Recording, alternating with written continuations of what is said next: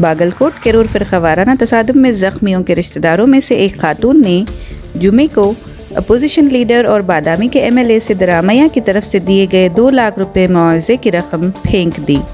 زخمیوں کے رشتہ داروں نے اس وقت ناراضگی کا اظہار کیا جب سدرامیہ ایک پرائیویٹ ہسپتال میں ان کی تسلی کے لیے حاضری دینے گئے تھے۔ کرناٹک کے سابق وزیر اعلیٰ نے ہسپتال میں حنیف، راجیش صاحب، رفیق، داول ملک سے ملاقات بھی کی اور ان سے گزشتہ ہفتے ہونے والی جھڑپوں کے بارے میں بھی دریافت کیا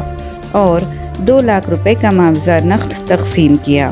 لیکن جب وہ واپس جانے لگے تو ایک خاتون جو تشدد میں زخمی شخص کے رشتہ دار تھیں،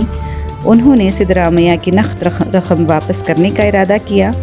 جب انہوں نے اس خاتون کو سمجھانے کی کوشش کی اور اپنی گاڑی میں بیٹھ کر جانے لگے تو خاتون نے اسکارٹ گاڑی کا پیچھا کیا اور یہ کہتے ہوئے نقدی پھینک دی کہ ہمیں